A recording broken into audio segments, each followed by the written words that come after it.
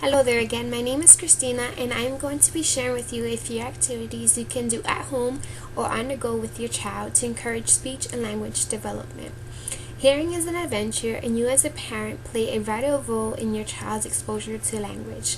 Your child is experiencing unfamiliar sounds in new ways every day. That being said, let's discuss some ways to incorporate these simple speech and language development activities into your daily routine. First, let's focus on activities from birth to 2 years of age. For instance, you can imitate your baby's laughter and facial expressions. Teach your baby to imitate your actions, including clapping your hands, throwing kisses, and playing finger games such as peekaboo and itsy bitsy spider. Talk as you bathe, feed, and dress your baby. Talk about what you are doing and where you are going, what you will do when you arrive, and who and what you will see. Identify colors, count items, use gestures such as waving goodbye to help convey meaning, expand on single word uses. Here's mama. Mama loves you. Where's baby? Here's baby. Talk to your child. Sometimes reading is simply describing the pictures in a book without following the written words. Choose books that are sturdy and have large, colorful pictures that are not too detailed. Ask your child, "What's this?" and encourage naming and pointing to familiar objects in the book. Always acknowledge the attempt to communicate. You can reinforce attempts by maintaining eye contact, responding with speech, and imitating vocalization using different patterns and emphasis. For example, raise the pitch of your voice to indicate a question.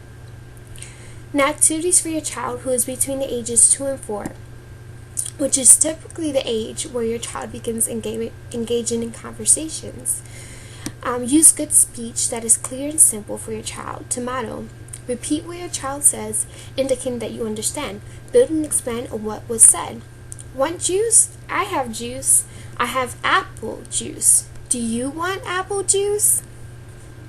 Ask questions that require a choice. Do you want an apple or an orange? Do you want to wear your red or blue shirt? Place familiar objects in a container.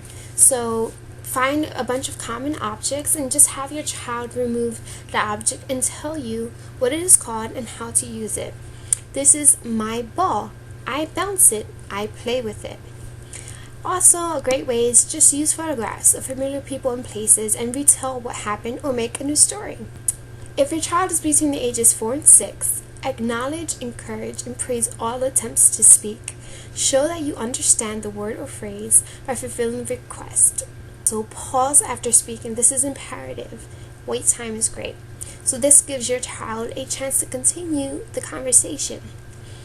Continue to build vocabulary. So introduce a new word and offer its definition, or you can use it in a context that is easily understood. Also talk about spatial relationships, first, middle, and last, right and left, and opposites, up and down, on and off. Offer description of clues and have your child identify what you are describing.